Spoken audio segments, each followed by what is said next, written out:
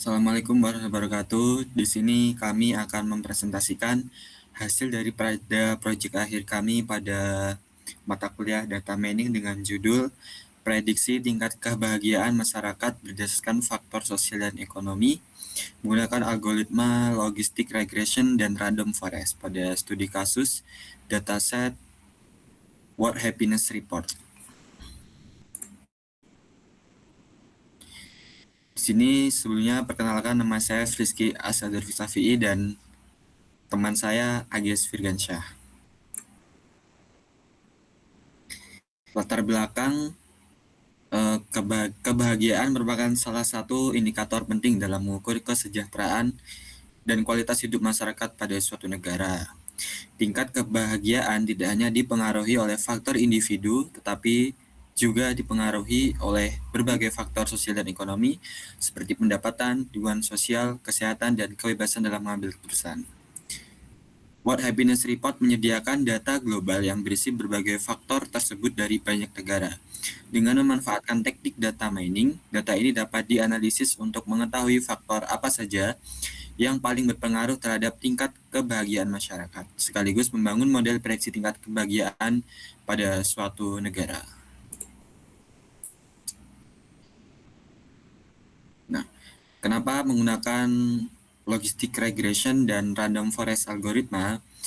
Yang pertama, logistic regression dipilih karena sederhana dan cepat dalam proses komputasi dan juga mudah diinterpretasikan sehingga hubungan antara variabel sosial ekonomi dan tingkat kebahagiaan dapat dipahami dengan jelas. Sehingganya cocok digunakan untuk masalah klasifikasi, terutama klasifikasi tingkat kebahagiaan rendah, sedang, dan tinggi.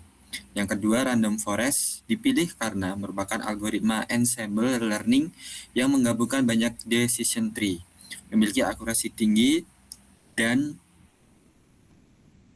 mampu menangani data yang kompleks serta non-linear. Dan lebih lagi cocok untuk analisis data berskala besar dan bervariasi seperti World Happiness Report. Dataset yang kami gunakan merupakan dataset dari World Happiness Report update tahun 2024. Dataset ini berisi data dari berbagai negara di dunia dengan beberapa variabel sosial dan ekonomi memengaruhi tingkat kebahagiaan, seperti pendapatan per kapita, dukungan sosial, harapan hidup sehat, dan lain-lain.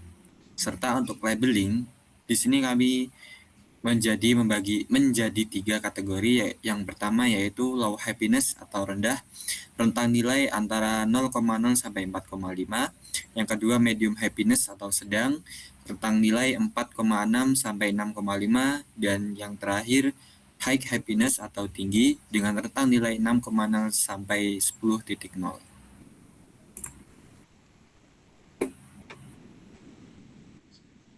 Oke, selanjutnya adalah implementasi kode. Nah, pada tahap awal, kami mengimport beberapa library utama seperti Pandas, kemudian beberapa library dari sklearn untuk modelnya, kemudian ada Seaborn, Matplotlib, dan ada di sini simple inputter. Oke, setelah itu kami membaca datasetnya menggunakan fungsi readCSV. Oke, pada tahap selanjutnya itu ada processing dan splitting. Nah, di sini kami melakukan pembersihan data menggunakan simple inputter dan kami bagi data tersebut menjadi kolom label kategori lalu mengubahnya menjadi angka menggunakan label encoder. Nah, variabel yang kami gunakan antara lain adalah GDP per kapita, dukungan sosial, dan angka harapan hidup. Oke, terakhir yaitu splitting data. Di sini kami membagi data menjadi 80% untuk training dan 20% untuk pengujian.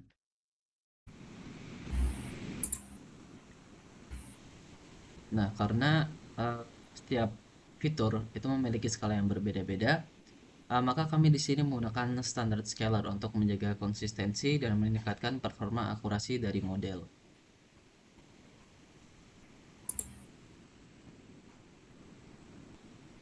Nah, di sini kita bisa lihat uh,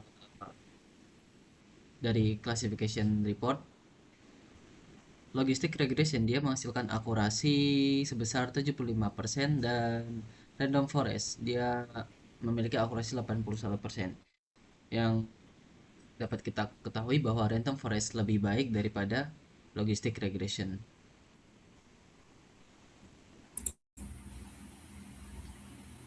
Oke, kemudian ini adalah uh, confusion matrix dari algoritma logistic regression dan random forest.